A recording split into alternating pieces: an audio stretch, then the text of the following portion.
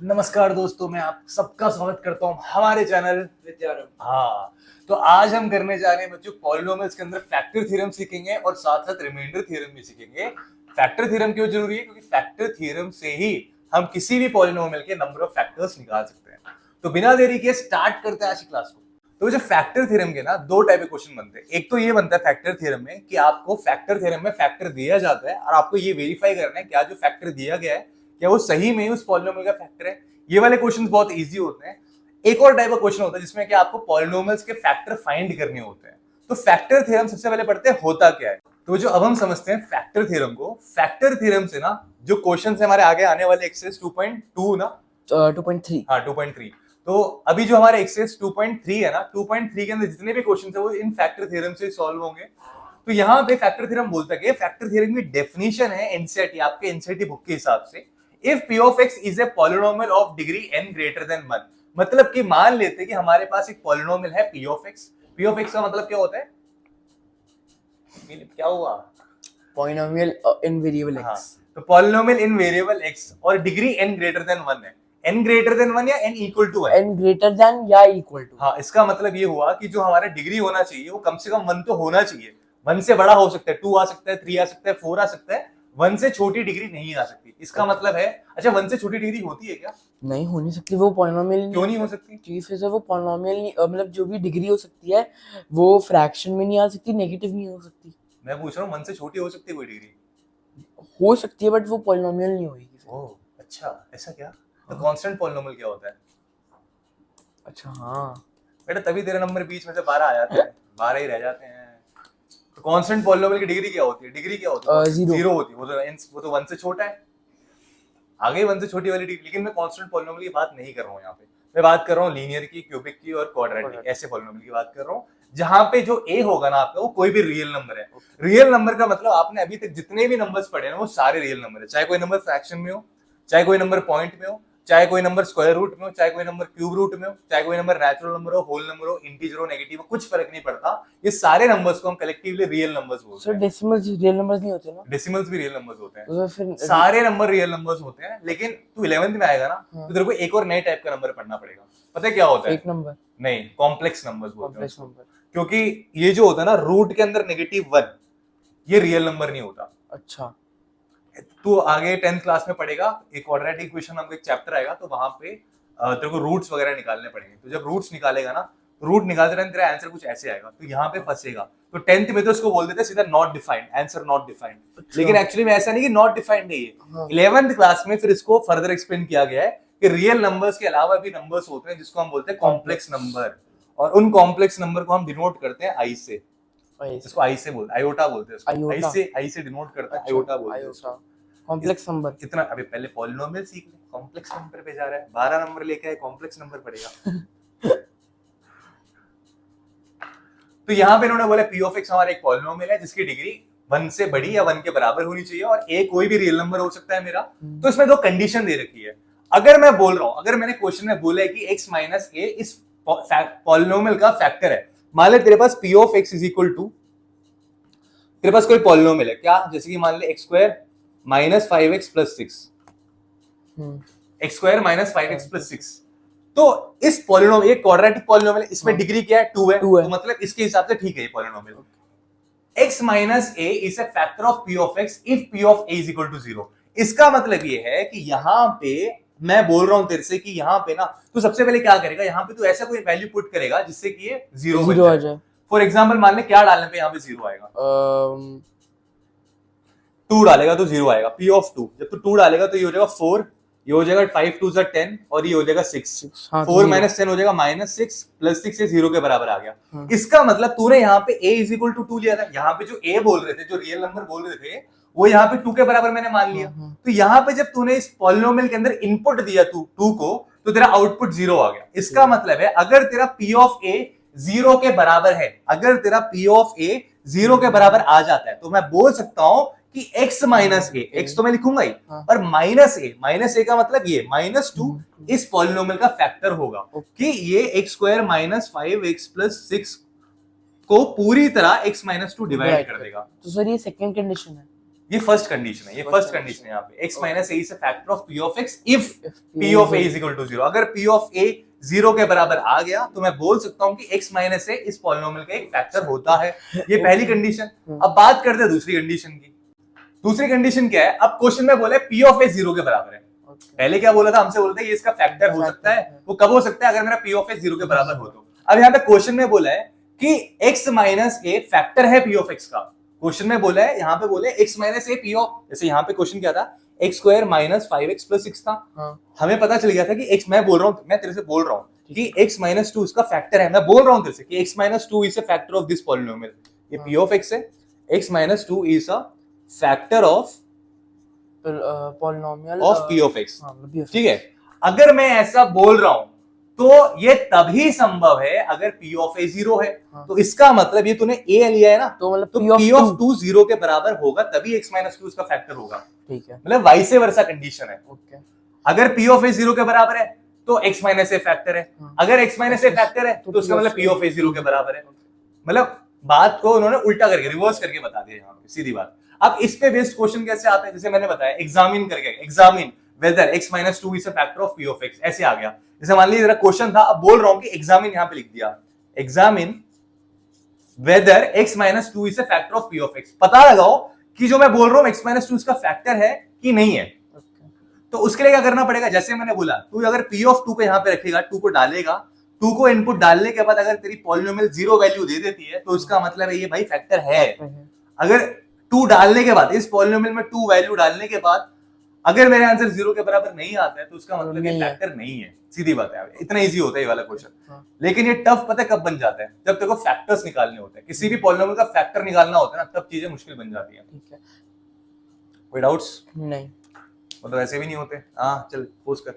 तो बच्चों यहाँ पे ना एक्चुअली में इस फैक्टर थ्योरम पे बेस्ड 2 टाइप के क्वेश्चन है। एक तो ये रहा आपके पास और ये रहा, ये आपके एनसीईआरटी का एग्जांपल नंबर 6 और ये आपके एनसीईआरटी का एग्जांपल नंबर 7 है। तो यहाँ पे क्वेश्चन क्या है? Examine whether x plus 2 is a factor of this polynomial.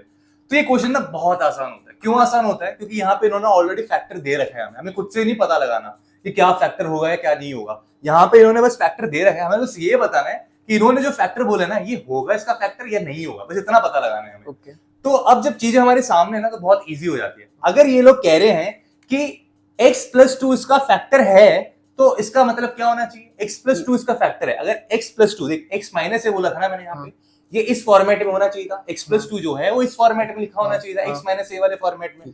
तो x प्लस 2 को मैं x माइनस ए वाले फॉर्मेट में कैसे लिखूंगा? मैं इसको लिख दूंगा x माइनस ऑफ माइनस 2, लिख सकता हूं ना ऐसे। तो इसका मतलब यहाँ पे जो a है वो क्या है? यहाँ पे इस क्वेश्चन में -2 है, -2 है। तो यहाँ पे कहने का मतलब है कि यहाँ पे इन्होंने बोला है कि ये x प्लस 2 इस पॉलिनोमियल का फैक्टर है, पता लगाओ। अगर ये इस पॉलिनोमियल का फैक्टर होगा ना, तो जब मैं इस a की वैल्यू इस पॉलिनोमियल पे पुट करूंगा तो p ऑफ a बराबर 0 आ जाना चाहिए। अगर आ जाएगा तो x प्लस 2 इसका फैक्टर होगा। अगर 0 के बराबर नहीं आएगा तो x प्लस 2 इसका फैक्टर नहीं होगा। तो यहाँ पे जब मेरे पास p ऑफ x क्या है? यहाँ पे p ऑफ x एक बार हम उतार देते हैं यहाँ पे क्वेश्चन से, x क्यूब। जब भी आपको पेपर में क्वेश्चन मिले तो जो पॉलिनोमियल है ना उसको ऐसे उतार दो, p of x is equal to x cube plus 3x square plus 5x plus 6। ठीक है, अब मुझे पता लगाना है क्या मेरा p ऑफ -2 0 के बराबर होगा कि नहीं होगा, ये पता लगाना है मुझे। अगर 0 के बराबर आ गया ना तो बच्चों समझो कि ये फैक्टर है, एकदम सही है। तो p ऑफ -2 क्या होगा? यहाँ पे p ऑफ -2 बराबर होगा, यहाँ पे x के जगह पे -2 रखो, -2 का क्यूब प्लस 3 इंटू -2 का स्क्वायर प्लस 5 इंटू -2 प्लस 6। ठीक है, -2 का क्यूब क्या होता है? -8 होता है। और ये देखो -2 का स्क्वायर 4 होता है, 4 इंटू 3 12 होता है, -10 हो जाएगा और ये +6 हो जाएगा। अब इसको अगर आप सॉल्व करोगे तो -8 प्लस 12 कितना हो जाएगा? 4। -8 प्लस 12 हो जाएगा 4, -10 प्लस 6, 4 -10 होता है -6 और -6 प्लस 6 होता है 0 के बराबर। इसका मतलब है इस वैल्यू को पॉलिनोमियल में पुट करने पे मेरा आंसर 0 के बराबर आ जाता है। तो मैं कह सकता हूं कि हाँ भाई x प्लस 2 एकदम इसका फैक्टर है, पक्का फैक्टर है भाई, एकदम 0 के बराबर आया यहाँ पे। अच्छा बात करते हैं सेकंड क्वेश्चन की, सेकंड टाइप के क्वेश्चन की। देख, find the value of k if x minus 1 is a factor of this. तो यहाँ पे बोला है हमें k की वैल्यू निकालनी है और क्वेश्चन में बोला है k की वैल्यू निकालो अगर x माइनस 1 इस पॉलिनोमियल का फैक्टर है। तो क्वेश्चन में खुद वो चीख चिक के बोल रहा है कि x माइनस 1 इस पॉलिनोमियल का फैक्टर है। अगर क्वेश्चन खुद चीख चीख के बोल रहा है कि x माइनस 1 इस पॉलिनोमियल का फैक्टर है, तो उसका मतलब क्या है? अगर x माइनस a फैक्टर है, अगर x माइनस a फैक्टर है, तो इसका मतलब कि यहाँ पे इस क्वेश्चन में p ऑफ 1 के बराबर 0 आ जाना चाहिए। इसमें इस पॉलिनोमियल के अंदर जब मैं 1 वैल्यू पुट करूंगा x की जगह पे, तो आंसर 0 के बराबर होना चाहिए। होना चाहिए, पक्का होना चाहिए, होगा ही, क्योंकि इसमें बोल रखा है फैक्टर है। तो सवाल ही उसमें चेक थोड़ा करना है हमें तो k की वैल्यू निकालनी है। तो मतलब कि जैसे तू यहाँ पे x की जगह पे p ऑफ x क्या है हमारा, यहाँ पे p ऑफ x है हमारा 4x cube plus 3x square minus 4x plus k, ठीक है। तो यहाँ पे जब तू यहाँ पे x की जगह पे 1 इनपुट देगा, मशीन के अंदर 1 इनपुट देगा, तो यहाँ पे क्या आ जाएगा इसका आंसर 4 इंटू 1 प्लस 3 इंटू 1 का square minus 4 into 1 plus k। तो ये किसके बराबर होना चाहिए? 0 के बराबर होना चाहिए। p ऑफ 1 बोला ना मैंने, 0 के बराबर होना चाहिए, तो ये 0 के बराबर होगा। अब देख 4 इंटू 1 4 होता है, 3 इंटू 1 3 होता है, ये माइनस 4 हो जाएगा और ये plus k is equal to 0। Positive 4 और नेगेटिव 4 कैंसिल आउट हो जाएगा, क्या बचेगा मेरे पास? 3 प्लस k इक्वल टू 0 बचेगा, जिसका मतलब है k इज इक्वल टू -3। निकाल दिया मैंने। ये क्वेश्चन तो बहुत आसान क्वेश्चन है।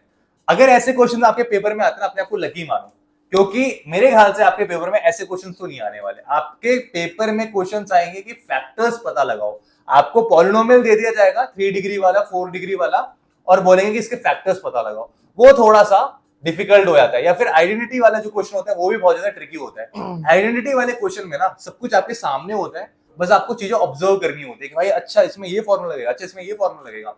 तो आगे अब हम चलते हैं और समझते हैं कि कैसे किसी पॉलिनोमियल का फैक्टर्स हम निकाल सकते हैं। तो बच्चों ये ना जो आपके सामने बोर्ड में लिखा हुआ है, ये आपके एनसीईआरटी का एग्जांपल नंबर 8 है, इसको फैक्टराइज करना है। तो यहाँ पे पता है पिछले क्वेश्चन से कैसे अलग है? पिछले क्वेश्चन में हमें फैक्टर दे रखा था और बोला था कि पता लगाओ कि यार इसका फैक्टर जो दे रखा है वो सही में फैक्टर है कि नहीं है। यहाँ पे कुछ भी नहीं दे रखा, यहाँ पे आपको खुद से ही सारे फैक्टर्स ढूंढने होंगे। तो वो कैसे करेंगे? तो यहाँ पे बच्चों एक क्वाड्रेटिक इक्वेशन है। क्वाड्रेटिक इक्वेशन क्या होता है? जिसकी डिग्री 2 होती है। हाँ, कब बोलेगा? सर मुझे समझ नहीं आया सबने क्या बोला है। कुछ और सोच रहा है ना, किसी और के बारे में सोच रहा है ना तू। क्लास में बैठ के पॉलिनोमियल के बारे में सोच। सिर्फ पॉलिनोमियल का क्वेश्चन नहीं समझ आया। हाँ, तो यहाँ पे डिग्री 2 है। तो डिग्री 2 है तो इसका मतलब है यहाँ पे हमें, अगर डिग्री 2 होती ना तो 2 फैक्टर निकलेंगे, अगर डिग्री 3 होती तो इसके 3 फैक्टर निकलते, अगर डिग्री 4 होती तो 4 फैक्टर्स निकलते। अरे बात समझ, फैक्टर का मतलब समझ रहे हो क्या होता है? जैसे 10 एक नंबर है, तो 10 के ना मैं बता रहा हूँ 2 और 5 फैक्टर्स है। इसका मतलब है कि 10 को 2 कंप्लीटली डिवाइड कर सकता है, हाँ। 10 को 5 भी कंप्लीटली डिवाइड कर सकता है। तो 10 के यहाँ पे 2 फैक्टर्स है 2 और 5। ऐसे ही इस पॉलिनोमियल के भी 2 फैक्टर्स निकलेंगे, बस फर्क ये है कि नंबर के फॉर्म में है और यहाँ पे ये पॉलिनोमियल के फॉर्म में होगा। एक्स और नंबर्स जो मिक्स होते हैं एल्जेब्रिक फॉर्म में होगा ये। तो यहाँ पे बच्चों इसको कैसे सॉल्व करेंगे? इसे सॉल्व करने के 2 तरीके होते हैं। एक तो आप इस क्वेश्चन को फैक्टर थ्योरम से सॉल्व कर सकते हो, एक तो आप इस क्वेश्चन को स्प्लिटिंग द मिडिल टर्म से सॉल्व कर सकते हो। देखो फैक्टर थ्योरम जो होता है वो यूनिवर्सल मेथड होता है।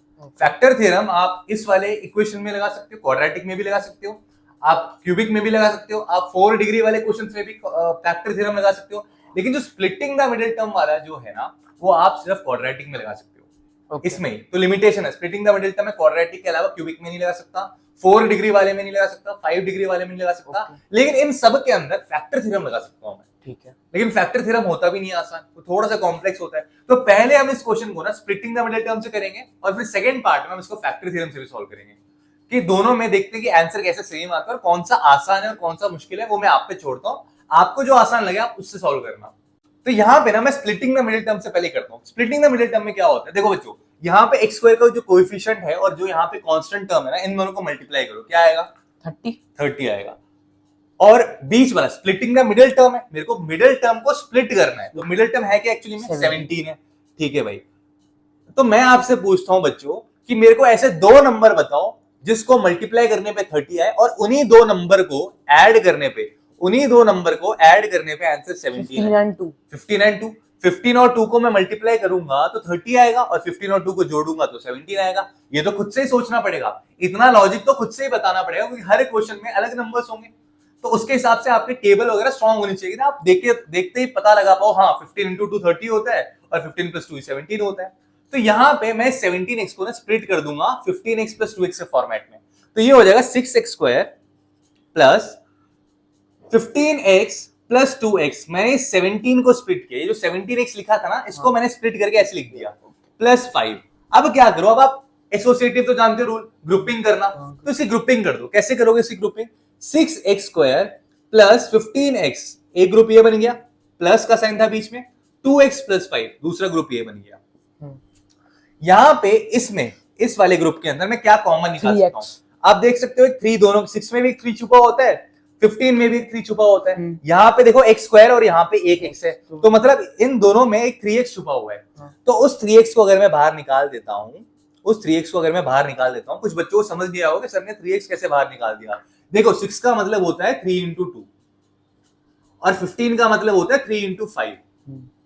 तो दोनों में जो 3 कॉमन था ना बच्चों, मैंने उसे कॉमन बाहर निकाल दिया। अब देखो 6 के साथ था x² का मतलब होता है x into x, और 15 के साथ था x, तो दोनों में जो एक x था मैंने उसको भी बाहर निकाल दिया, तो 3x ऐसे बाहर आ गया। अब क्या होगा, 3x जब बाहर आ जाएगा तो क्या बचेगा, यहाँ पे 2x बचेगा, और यहाँ पे क्या बचेगा, 5 बचेगा, प्लस यहाँ पे 2x प्लस 5, ये इसको into 1 लिखो। अब आपको पिछले क्लास या पिछले से पिछले क्लास में आपने 6th क्लास में 7th क्लास में आपने कुछ याद करा होगा डिस्ट्रीब्यूटिव लॉ करके। डिस्ट्रीब्यूटिव लॉ क्या होता है, अगर कहीं पे लिखा हुआ है a into b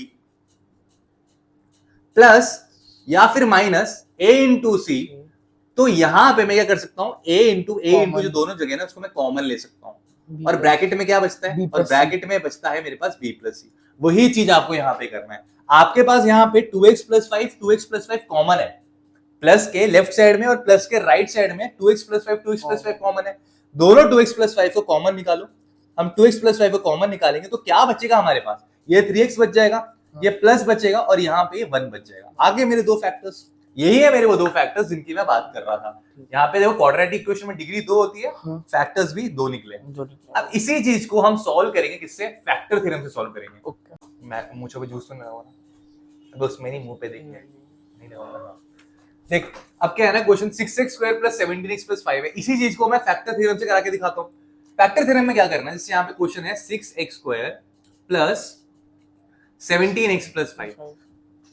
जब हम फैक्टर थ्योरम से क्वेश्चन को सॉल्व करेंगे ना, तो आपके x² की जो कोएफिशिएंट होनी चाहिए वो 1 होनी चाहिए, x² खाली बैठा रहना चाहिए, x² के साथ कुछ भी नहीं आएगा। तो मुझे यहाँ से मेरा पूरा मकसद यहाँ पे ये है कि 6 को गायब करना है यहाँ से।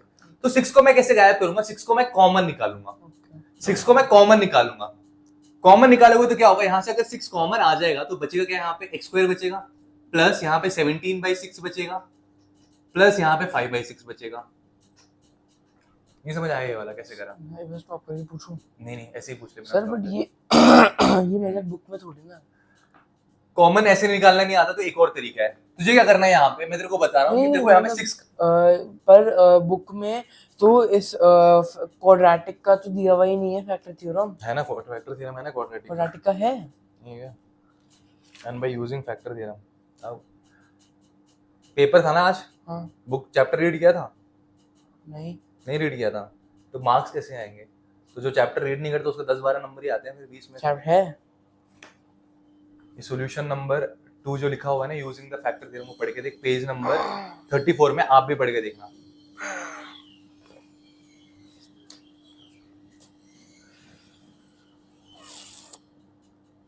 उस दिन मैंने क्या ढूंढा हुआ? तो मोए मिला मोए ही नहीं मोमेंट, मेरे को, मोए मोए उस मोमेंट। दिन मैंने ढूंढा, मेरे को मिला ही नहीं। हाँ तो ढूंढा नहीं ना, कुछ और ढूंढ रहा होगा तू।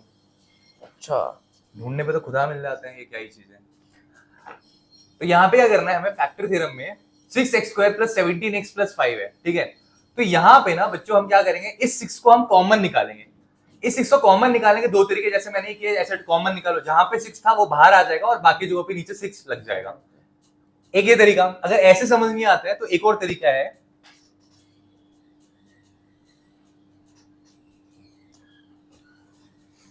कि आप क्या करो, आप 6 से मल्टीप्लाई और 6 से डिवाइड कर दो इस पूरे पॉलिनोमियल को। इसको मैं ना p ऑफ x लिखूंगा, ये p ऑफ x है मेरा। तो पूरे पॉलिनोमियल को 6 से मल्टीप्लाई और 6 से डिवाइड करो, ठीक है। अब जब आप ऐसा करोगे ना, तो 6 को, इस वाले जो मल्टीप्लिकेशन वाला 6 है ना, उसको बाहर ही रहने दो, सिर्फ डिवीजन वाले 6 को नीचे लेके जाओ सबके। जब ये वाला 6 यहाँ पे आएगा तो क्या हो जाएगा भाई, 6x² 6 हो जाएगा, ये 17/6x हो जाएगा, और ये 5/6 हो जाएगा। ये 6 कट गया। यही मेरा मकसद था, यहाँ पे x² के साथ जो 6 लगा हुआ है उसे गायब करना। अब कट गया, अब x² खाली बैठा हुआ है। तो ये क्या आ गया भाई, 6 into x² plus 17/6x plus 5/6 आ गया। आ गया ना? Yes sir. तो यहाँ पे मेरे प्यारे बच्चों ये आपका आ गया 6 into x square plus 17/6x plus 5/6। अब जो आप फैक्टर निकालोगे ना, फैक्टर थ्योरम से जो आप फैक्टर निकालोगे वो आप निकालने वाले हो इस पॉलिनोमियल का, ठीक है? इस पॉलिनोमियल का आप क्या निकालने वाले हो? फैक्टर निकालने वाले हो। तो यहाँ पे बच्चों हम क्या करने वाले हैं, इसको मैं मान लेता हूं ये मेरा क्यू ऑफ एक्स है। क्या है ये मेरा? क्यू ऑफ एक्स है। अब इसमें फैक्टर थ्योरम लगाने के लिए सबसे पहले आपको क्या देखना है? कांस्टेंट टर्म को देखना है। इस क्यू ऑफ एक्स, यहाँ पे जो क्यू ऑफ एक्स मेरे को मिला हुआ है वो क्या किसके बराबर है? X square plus 17/6x plus 5/6। तो यहाँ पे जो हमारा क्यू ऑफ एक्स के अंदर ये जो कांस्टेंट टर्म है ना 5/6, हमें पता होना चाहिए कि 5/6 के कितने फैक्टर्स बन सकते हैं। कितने फैक्टर्स बन सकते हैं 5/6 के बन सकते हैं? 5/6 के फैक्टर्स बताना आपको, इस कांस्टेंट टर्म के फैक्टर्स बताने कितने फैक्टर्स होंगे यहाँ पे 5/6 के। तो मैं बोलूंगा भाई प्लस माइनस 1 तो हर नंबर का फैक्टर होता है। 5/2 5/2 प्लस माइनस 5/2 भी होगा फैक्टर, और 1 नहीं, प्लस माइनस का मतलब है पॉजिटिव 1 को, ये नंबर जो है पॉजिटिव 1 से भी पूरा डिवाइड हो जाएगा और नेगेटिव 1 भी से पूरा डिवाइड कर देगा। पॉजिटिव 5/2 भी से डिवाइड कर देगा, नेगेटिव 5/2 भी डिवाइड कर देगा। कुछ बच्चों को लग रहा होगा कैसे डिवाइड कर देगा ये 5/2 इस नंबर को, देखो 5/6 को अगर मैं डिवाइड करता हूं 5/2 से तो ये क्या हो जाएगा मेरे प्यारे बच्चों? ये हो जाएगा 5/6 इंटू 2/5। अभी तो 5 और 5 कट गया और ये 2 3 6 आ गया, आंसर मेरा आ गया 1/3। कट रहा है ना यहाँ पे कुछ ना कुछ, अगर कट रहा है तो इसका मतलब ये है कि इसका फैक्टर है, सीधी बात है। अब प्लस माइनस 5/2 और क्या आ सकता है? प्लस माइनस 1/3 आ सकता है, प्लस माइनस 1/2 आ सकता है, प्लस माइनस 5/3 आ सकता है। 6 अच्छा नहीं, वो एक ही बात होगी फिर। हाँ, प्लस माइनस 5/6 भी आ सकता है, क्यों नहीं आ सकता? हाँ, हर नंबर खुद का भी एक फैक्टर होता है। जैसे 10 का फैक्टर क्या होता है? हाँ, 1 होता है, 2 1 होता है, 5 होता है, 10 10 खुद भी होता है। तो ऐसे इस नंबर का फैक्टर ये नंबर खुद भी होगा। अब क्या करना है ना, अब सबसे डिफिकल्ट पार्ट है। सबसे डिफिकल्ट पार्ट ये है कि हमें क्या करना है, हमें ना यहाँ पे इनमें से जो नंबर है ना प्लस माइनस 1 हो गए या प्लस माइनस 5/2 हो गए, इनमें से कोई भी नंबर पहले उठाया, इस पॉलिनोमियल में पुट करा। अगर आपका आंसर 0 के बराबर आ जाता है तो फिर मैंने जो फैक्टर थ्योरम में सिखाया था, अगर मैंने a को पुट करा और p ऑफ a 0 के बराबर आ गया तो मैं बोलूंगा कि x माइनस a क्या है? इस पॉलिनोमियल का एक फैक्टर है। तो यहाँ पे सबसे चैलेंजिंग ये हो जाता है हम कौन सा पुट करें। इतने सारे ये है हमारे पास, इतने सारा डाटा है हमारे पास, बट सर इतने सारे कलेक्शन ऑफ नंबर्स है, पुट करने का तो फायदा ही नहीं हुआ। हाँ, तो हम आपने सही कॉमन सेंस लगाया, पेपर में भी लगाते तो 15 से ऊपर नंबर आते। तो यहाँ पे ना हम क्या करेंगे, पॉजिटिव नंबर जो है ना यहाँ पे पुट नहीं करेंगे। क्यों नहीं पुट करेंगे? सारे ही पॉजिटिव नंबर है। अगर पॉजिटिव नंबर में आप और भी पॉजिटिव नंबर पुट करोगे तो 0 के बराबर तो कभी नहीं आएगा, सारे ही जुड़ते चले जाएंगे। तो यहाँ पे हम सिर्फ नेगेटिव नंबर को ही कंसिडर करेंगे, लेकिन फिर भी चैलेंजिंग है। नेगेटिव 1 को भी पुट कर सकते हैं, negative 5/2, negative 1/3, negative 1/2, negative 5/3, negative 5/6, इतने सारे ऑप्शन है। तो जिसकी पकड़ है ना बहुत अच्छी कैलकुलेशन पे, वो मेंटली ये क्वेश्चन कर सकता है, जल्दी जल्दी कर सकता है। जो कैलकुलेशन में फट्टू है ना वो बहुत बुरी तरह फंसेगा, जिसकी कैलकुलेशन बहुत वीक है ना वो बुरी तरह फंस सकता है। तो सबसे पहले काम करना है आपको अपने कैलकुलेशन पे। तो यहाँ पे ना जो नेगेटिव नंबर्स है हम यहाँ पे डाल के देखेंगे। तो जैसे कि मैं यहाँ पे -1 डाल के देखता हूँ, अगर मैं यहाँ पे क्यू ऑफ 1 डाल -1 डालूंगा तो क्या आएगा भाई? -1 का स्क्वायर हो जाएगा 1, ये हो जाएगा -17/6 और ये हो जाएगा +5/6। भाई दूर दूर तक ये 0 नहीं बनने वाला, साफ साफ दिख रहा है, कहीं से भी ये 0 नहीं बनने वाला। तो ये तो -1 तो होगा नहीं, ये ऑप्शन तो खत्म हो गया, ये तो नहीं बन सकता। अब डाल के देखते हैं हम, प्लस माइनस 1/3 डाल के देखते हैं एक बार। तो यहाँ पे मैं प्लस माइनस तो प्लस तो डालना नहीं है ना, हमें माइनस डालना है। तो मैं क्यू ऑफ -1/3 डाल के देखता हूँ इस पॉलिनोमियल के अंदर। जब मैं -1/3 डालूंगा तो ये क्या हो जाएगा? -1/3 का स्क्वायर 1/9 हो जाएगा। ये चीजें मेंटली करनी है। आप सारी चीजों अगर आप लिखने लगोगे तो पेपर में तो लिखते ही रह जाओगे, पेपर खत्म ही नहीं होगा। तो यहाँ पे 1/9 हो गया, प्लस 17/6 इंटू -1/3 माइनस हो जाएगा 17/6 इंटू 1/3 हो जाएगा ये, और ये प्लस 5/6 हो जाएगा। ठीक है, जब आप इसको सॉल्व करोगे, देखने में डरावना लग रहा है लेकिन है नहीं इतना डरावना। 1/9 माइनस 17/6 3 18 प्लस 5/6। एक मूवी देखी मैंने कल परसों देखी थी, मंकी मैन करके। अच्छा, मतलब यूके में बनाई गई मूवी, लेकिन उसमें पूरा जो कास्ट है ना वो इंडियंस का है। अच्छा, इतनी बेइज्जती कर रखी है ना इंडियंस की उसमें। अच्छा, तो पूछ मत। मतलब कि इंडिया को बहुत गंदा दिखा रखा है, एक तरह स्लम दिखा रखा है, मतलब झुग्गी वगैरह दिखा रखी है। ताजमहल तो कभी नहीं दिखाते। ताजमहल तो वैसे भी तो ताजमहल ही क्यों? इंडिया में तो बहुत सारी चीजें हैं नहीं, बट फिर भी सर जो इतनी अच्छी सुंदर चीजें वो कभी नहीं दिखाई। हाँ, जैसे ना उसमें ना ग्लोरीफाई किया जाएगा, मतलब गरीबी को। इंडिया में गरीबी बहुत है, इंडिया में ये जो बोलते हैं ना अपने जो अंधविश्वास वगैरह बहुत ज्यादा है, मतलब उसको हाईलाइट कर रखा है। वो सिर्फ गंदे एस्पेक्ट्स दिखाते, सभी सही एस्पेक्ट्स कभी नहीं दिखाते। मैंने देखी वो मूवी अच्छी है, लेकिन उसके अंदर इंडिया को बहुत ज्यादा डिग्रेड कर रखा है, मतलब गंदा दिखा रखा है एक तरह से। तो किस टॉपिक पे है? उसमें टॉपिक ये है कि एक बंदा, उसमें टॉपिक है, मैं कहानी भूल गया एक्चुअली, मंकी मैन जो था वो मंकी मैन।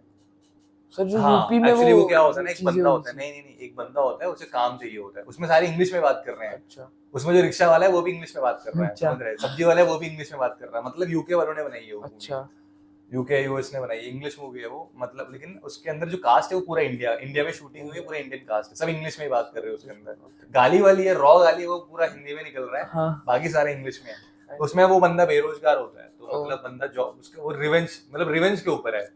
उसकी मम्मी की किसी ने हत्या कर दी होती है, वो ट्राइबल बंदा होता है, जैसे तूने कंटारा देखी थी ना, हाँ कंटारे में क्या था, फॉरेस्ट के अंदर वो घुस गए थे, फॉरेस्ट को हाँ। क्लियर करा रहे थे पुलिस वाले, फॉरेस्ट वाले। तो ऐसे ये भी फॉरेस्ट में रहने वाला बंदा होता है, इसके फॉरेस्ट क्लियर करा देते हैं, वहां पे कोई रिजॉर्ट वगैरह आने वाला होता है।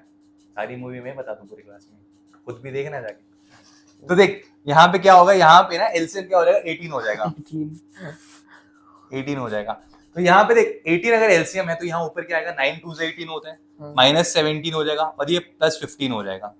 तो 5 हाँ 15 2 - 17 क्या होता है, -15 होता है, -15 + 15 क्या होता है, 0 होता है, 0 होता है। तो भाई यहाँ पे मुझे क्या मिल गया, मुझे पता चल गया कि Q ऑफ -1/3 0 आ गया। इसका मतलब फैक्टर आ गया भाई, अगर तेरा P ऑफ A = 0 है तो मैंने क्या बोला, x - A एक फैक्टर होता है। अगर मेरा P ऑफ A 0 के बराबर आ जाता है तो मैं बोलता हूँ x - A फैक्टर है। तो यहाँ पे मैं बोलूंगा x माइनस क्या, x माइनस -1/3 एक फैक्टर होगा, और x माइनस -1/3 क्या होता है, x + 1/3 होता है। तो हमारे पास भाई एक फैक्टर तो आ गया, x + 1/3। दूसरा फैक्टर निकालने के लिए मैं बोर्ड को मिटाता हूँ, इतने पार्ट को, स्पेस नहीं है।